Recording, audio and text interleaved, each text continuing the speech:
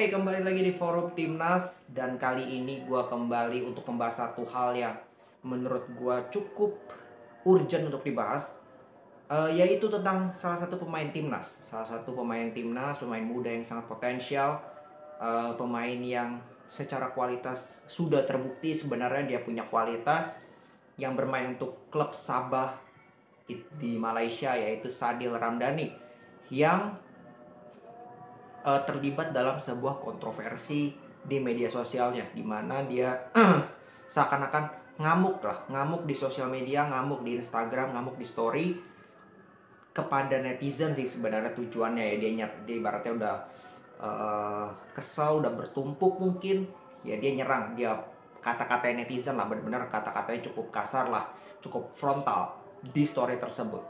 Tapi yang mau bahas sekarang adalah ada beberapa statement dari Sadil yang menurut gue kurang tepat. Ini menurut gue ya, subjektif, tapi menurut gue kurang tepat disampaikan ya. Dan ini kan gue ngomong seperti ini, gue bukan siapa-siapa, tapi ini mungkin hanya sekedar saran dari netizen juga Indonesia. Kalau Sadil mungkin lihat di Instagram netizen itu banyak yang nyerang dia atau banyak yang ngata-ngatain dia, tapi ini coba gue sebagai netizen yang memberikan saran atau memberikan kritik ya, yang membangun tentu saja untuk Sadil.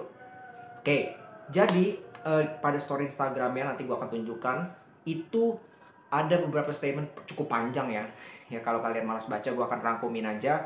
Itu pada intinya adalah Sadil menjawab kritikan atau ejekan atau hinaan apapun lah terhadap dirinya dari netizen. Dia kasih satu video di atasnya, video itu di komennya memang banyak ya. Video itu menunjukkan apa? Video itu menunjukkan bagaimana performa Sadil dengan Sabah, dengan klubnya yang cukup gemilang. Memang sejauh ini di musim ini cukup gemilang.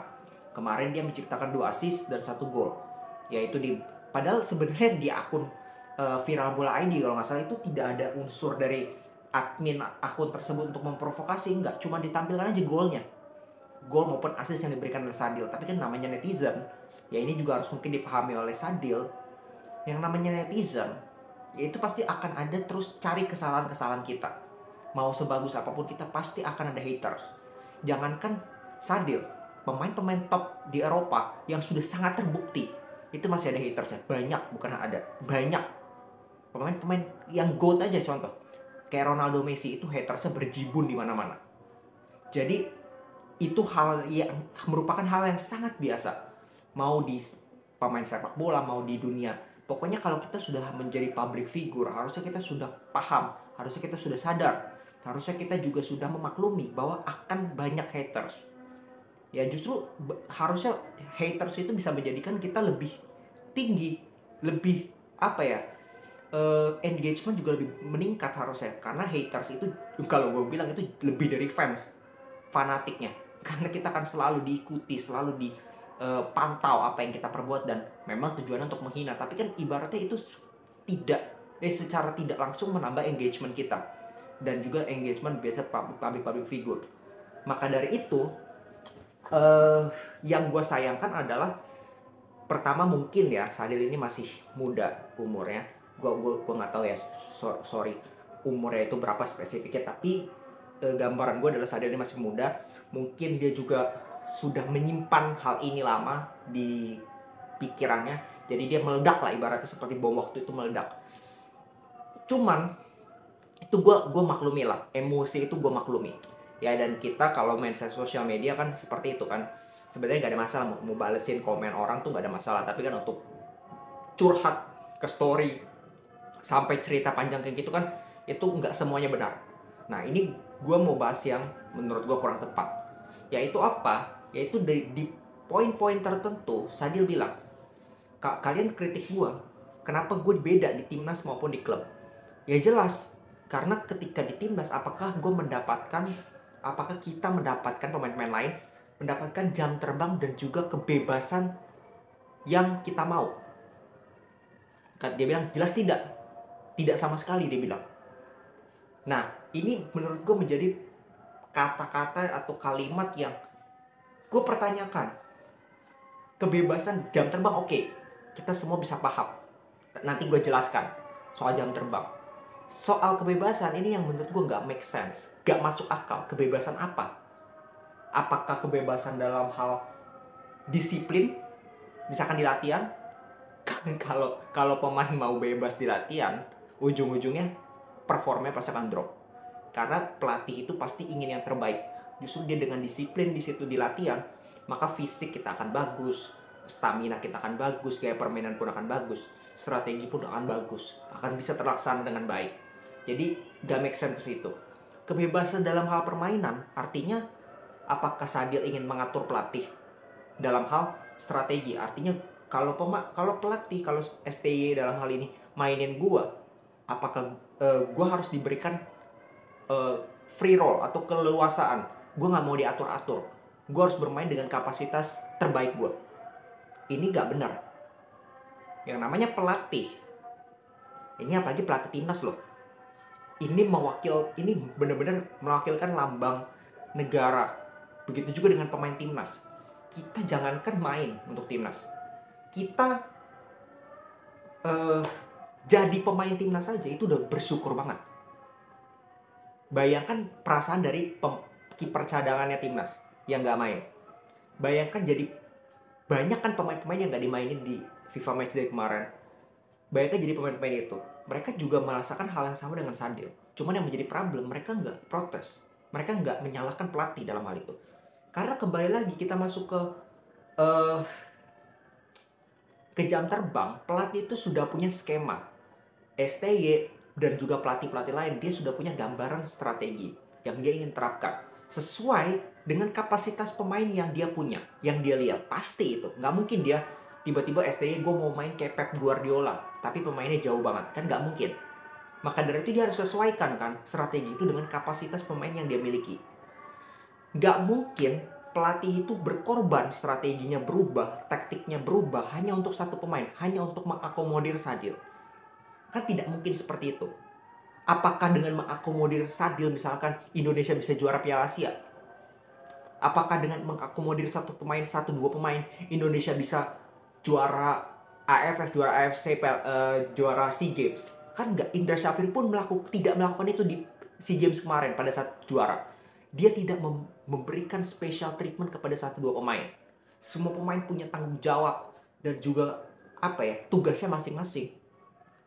Dan itulah contoh pelatih yang bagus, tidak mengandalkan 1-2 pemain, kecuali lu pemain extraordinary seperti Messi, Ronaldo di negaranya, bahkan Son Heung-min di Korea. Lu sudah membuktikan di klub, lu main di klub Eropa perform, lu main ke negara perform selalu, dan lu dijadikan leader. Mungkin dia akan mendapatkan jam terbang yang jauh lebih banyak dibandingkan pemain lain, dan mungkin gak tergantikan. Tapi kan di Indonesia ini tidak ada sama sekali pemain yang seperti itu. Semua replaceable. Semua itu replaceable. Kemarin Arhan itu nggak main loh sejak awal. Yang main Sean Patinama. Kan ada tujuan dari STY. Nggak mungkin STY mau, gue benci sama pemain ini, gue nggak mainin dia. Enggak. STY punya tujuan. Contoh kemarin FIFA Matchday, banyak yang tidak main kan. Pemain kayak Lili Pali, Fahrudin nggak main sama sekali. Rahmat Irianto nggak main sama sekali, yang biasa jadi starter. Bahkan di pertandingan kemarin Kambuaya itu nggak main. Pasti kan ada tujuan. Pasti kan ada tujuan dari STY memainkan pemain-pemain pilihan dia di starting 11 maupun dari bench.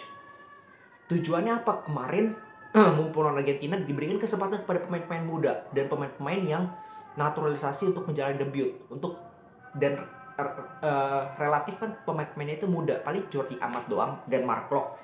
Sisanya itu kan pemain-pemain muda yang butuh jam terbang, yang didapatkan Sadil beberapa tahun lalu sempat diberikan kan oleh, kalau nggak salah, coach, gue lupa ya, Pak STY di awal-awal ataupun di Luis Milla, itu kan sempat mendapatkan itu.